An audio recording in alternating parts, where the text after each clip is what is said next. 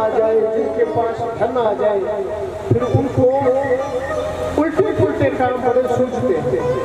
राजा को शिकार खेलने का शौक था, तो राजा चले गए शिकार खेलने के लिए जंगल में। जंगल में देखा एक हिरनी चल रही है, और हिरनी चल रही थी, घास बड़ी थी, उस घास की ओट में हिरनी का बच्चा हिरनी के दूध पी रहा था। राजा को शिकार दिखाई दिया, राजा ने धनुष पे तीर चढ़ाया और तीर छोड़ दिया। तीर जाकर के हिरनी के लगा और हिरनी गिर गई। तो राजा में जन्मा छोटा बच्चा था। अब राजा नजदीक जाकर के देखने लगा तो हिरनी कांप रही है और प्राण त्यागने को तैयार है। तड़पती तड़पती तड़पती तड़पती हिरनी ने कहा कि वारे राजा, धन्य है तू, शर्म आनी चाहिए तुझे अपने आप को राजा कहते थे।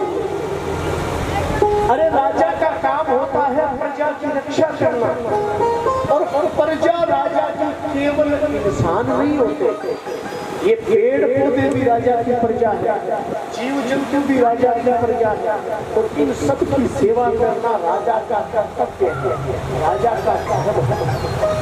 अरे अरे अरे तू राजा होकर के प्राण देने वाला प्राण दे रहा है, और सबसे बड़ा प्राण तूने क्या लिया है? अरे 2 दिन पहले मैंने बच्चे को जन्म दिया है, और आज मैं मर जाऊंगी तो मेरा ये बच्चा भी मर जाएगा। गाय रोने लगी, तड़पने लगी वो हिरनी। रोते रोते हिरनी ने राजा से कहा कि हे राजा, तू भले ही मनुष्य है, लेकिन तेरी प्रवृत्ति सिंह के समान है। शेर को दया नहीं आती। मान लो किसी माँ के 20 साल तक कोई संतान ना हो, और 20 साल के बाद किसी के पुत्र हो, और वो बेटा शेर के सामने आ जाए, तो शेर को दया आएगा कि बेचारी का 20 साल ना हो जाएगा, नहीं आई। उसी प्रकार हिरनी ने कहा कि हे राजा, जा, एक माँ का तुझे श्राप है, मेरे प्राण के इसीलिए श्राप नहीं दे रही हूँ, मेरा बेटा मरेगा मेरी वजह से। क्या तुझे श्राप है?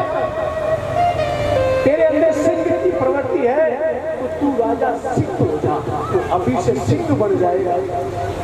और कहते हैं जब हमारा शरीर हट्टा कट्टा होता है, पद प्रतिष्ठा होती है, थोड़ा बहुत रुपया होता है, तो बड़ी ताकत होती है। गाड़ी जब रोड पर भागा उछालती चली जाती वो समझा।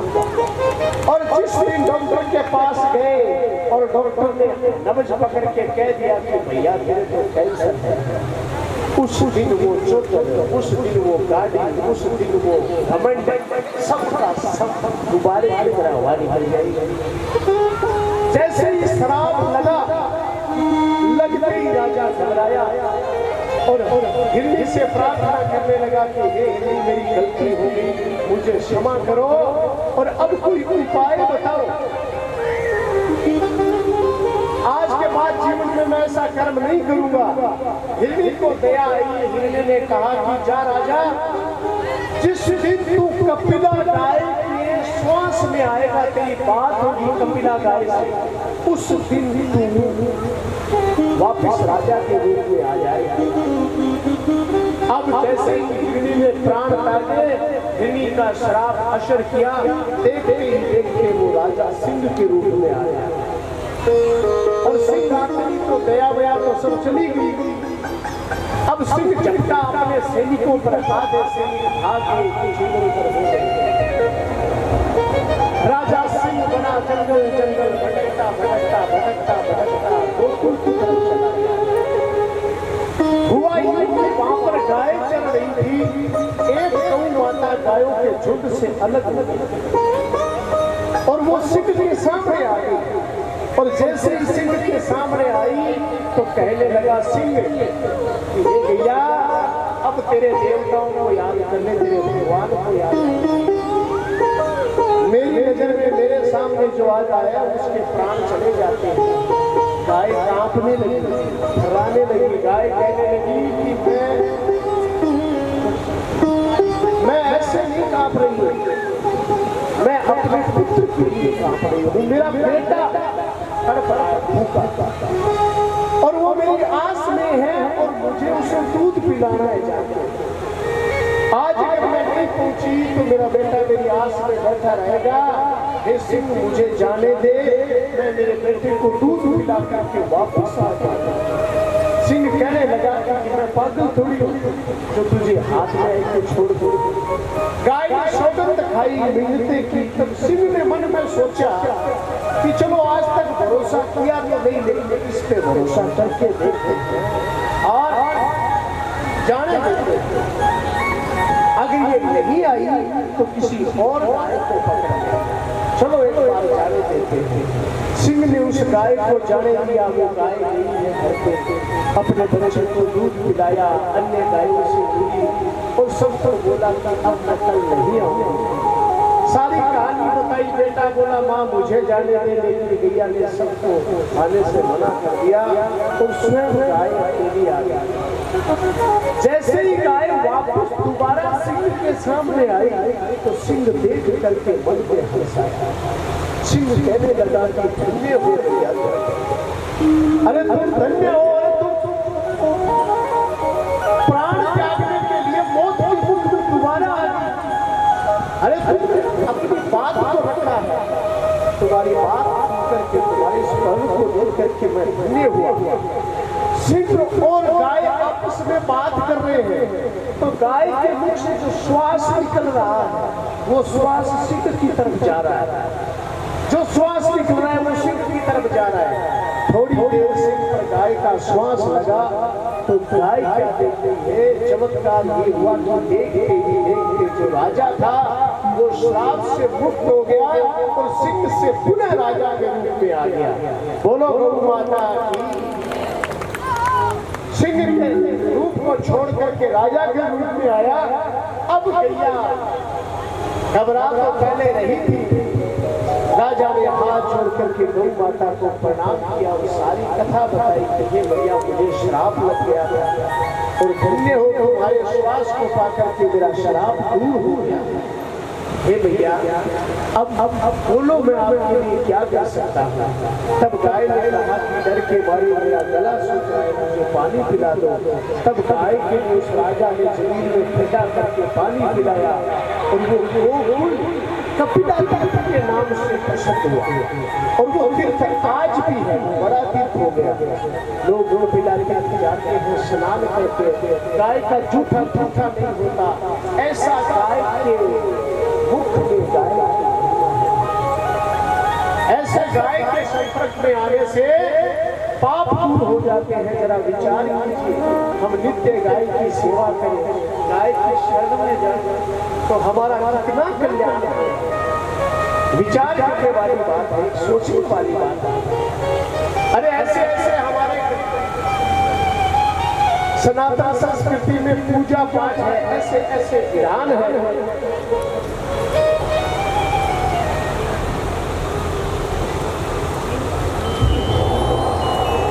जिनको करने से हमारा जीवन में सुख संपत्ति का निवास होता है।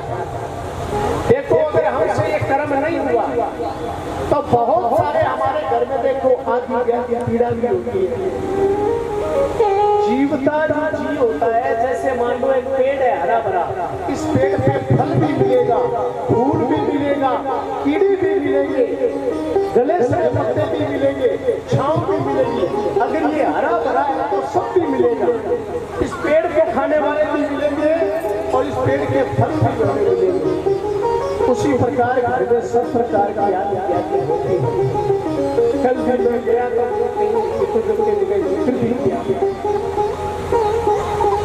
देखो आपने एक शिवलिंग के बारे में सुना है। एक शिवलिंग आता है अर्धनारीश्वर, जिसमें आधी नारी होती है और आधा पुरुष, यानी कि आधा भाग शंकर भगवान का और आधा भाग होता है पार्वती मैया का। वो विशेष शिवलिंग होता है, एक नर्मदेश्वर शिवलिंग होता है, उसका घर में अभिषेक होता है। घर में पीतल की परात हो, पीतल के सारे बर्तन हो, पानी वाली बाल्टी पीतल की हो, प्रसाद वाली पीतल का सारा सामान हो। और जैसे ये जो बिल्व पत्र के पत्ते हैं, आग के पत्ते हैं, धतूरे के पत्ते हैं, भांग के पत्ते हैं, घर से पानी हो गया, दूध हो गया, शहद हो गया, घरेलू सामान से अभिषेक होता है। और उसमें सामान जो काम आता है ना, बड़ी बरात वही पितल की होती है, कटोरी, सारा सामान पितल का होता है। और भगवान का अभिषेक किया जाता है। वो अभिषेक अगर किसी घर में हो जाए, श्रद्धा पूर्वक करवा लिया जाए, जिस भी मनोकामना को बोल करके हमारी एक देखो उस घर के अंदर क्या परिवर्तन होता है। ऐसे हम कोई श्रीमत में ले बल्ब जगाए और प्रकाश होता है, ऐसा जीवन में प्रकाश होता है।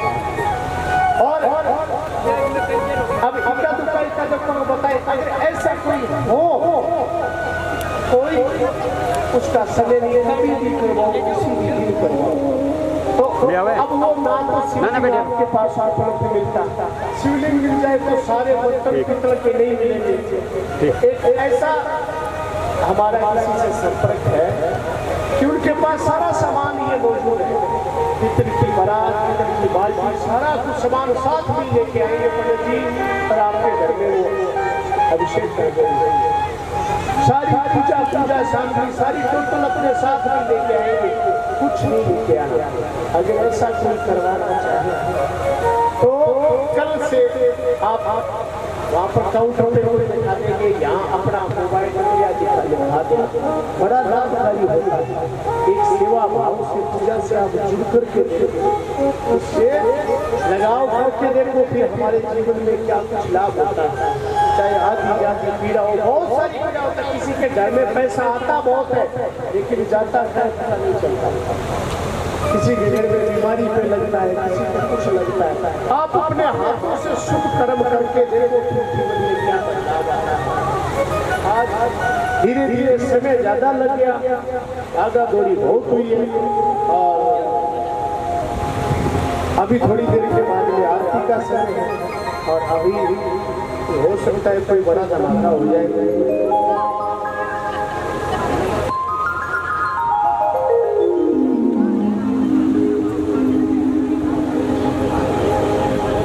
मत करो, भगवान भी प्रसन्न है। अच्छी ठंड करवा दी, बड़ा अच्छा मौसम बना दिया, तो थोड़ी देर के बाद में आरती करेंगे, तो आपको थोड़ी सी सूचना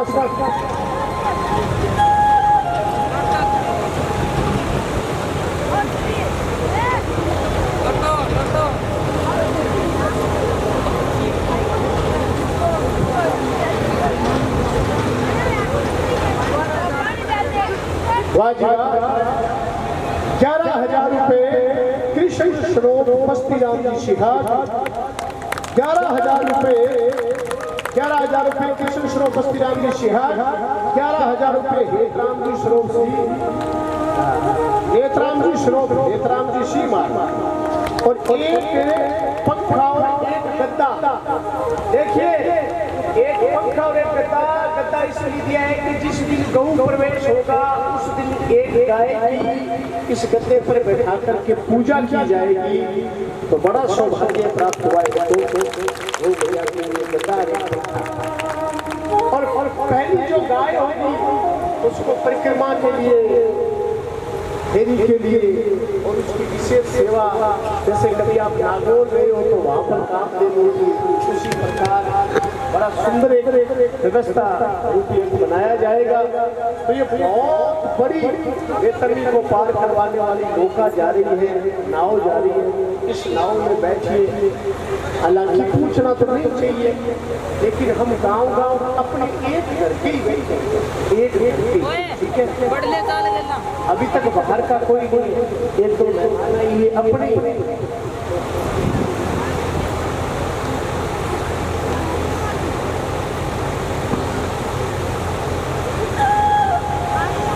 तो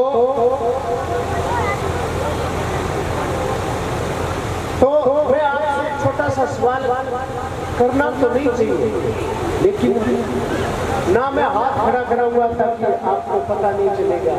अब एक विचार है कि यहाँ पर जो माताएं बहनें आ रही है,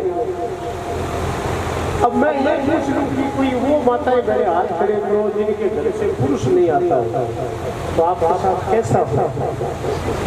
और आप पुरुषों को कहने पर कहाँ नहीं दिए, बताओ। उनके कहने पर वोट दिया कि नहीं दिया? आपका तो बड़ा ही नहीं दोनों का जब पिताजी कहेगा तो दो, लेकिन किया ना उनके कहने में रहते। अब ये कहलाओ कि देखो गाँव का साझा काम है, फलाने ने मुतला किया, फलाने ने ये कहा। अरे मैं इस गाँव में रहना है, इस गांव में रहना है, गांव के सामने आना है। कल को यहाँ पर वो चीज बनेगी, वो बनेगी, वीडियो रिकॉर्डिंग सब कुछ हो रही है। अगर हमारे घर से कोई पुरुष नहीं दिखा तो कल को ये बात तो लोग कहेंगे कि भाई तू आज हो जाता है, देखो तू। एक बात बताऊँ, सारा प्रोग्राम आपसे सफल हो रहा है, लेकिन आपकी कोई पहचान नहीं है। बहुत सारी बातें मैंने तो उन लोगों ने बैठी है, अब था पढ़ के आगे करो, लेकिन फलाना राम जी की तो फोटो तस्वीर आएगी ना, फलाना राम जी से पहचान है तो किसी घर से माताएं बहनें सारी आ जाओ, अगर पुरुष नहीं आया तो बिगे में आ जाएगा तो फलानों को नहीं है। एक तो देखो गांव का साझा काम है और हम आपके गांव में बनाने के लिए आए हैं। घर पे जाओ, बताओ कि जो पंडित जी कथा कह रहे हैं, सवेरे प्रभात फेरी में जो पैसा आता है वो गौशाला में जाता है। किसी से यहाँ कोई चढ़ावा करवाया ना, यहाँ करवाया, यहाँ करवाया, और पैसा गौशाला में जा रहा है, गौशाला के लिए से करे ना कोई विशेष सेवा। जिनके घर में भोजन करने के लिए जाते हैं, जिन्होंने भोजन करवाया उनको पता है। मैंने पहले भी लिखा था बिल्कुल सीधी सिंपल सादी होती और हमारे काम के लिए करें। ये पार्टी, ये आना जाना, काम व्यवस्था, ये तो रेडी है, लेकिन क्षणों बात मानो भाई हड़ताल चल रहा है, तो क्षण में समझाइयो भी तो देखिए। तो चलिए अब हमारे बीच में जो पहुंचे हैं सम्माननीय माननीय आज के मेहमान हैं, वो पहुंचे हैं मोगा देवी मिंडा चैरिटेबल, इनके जो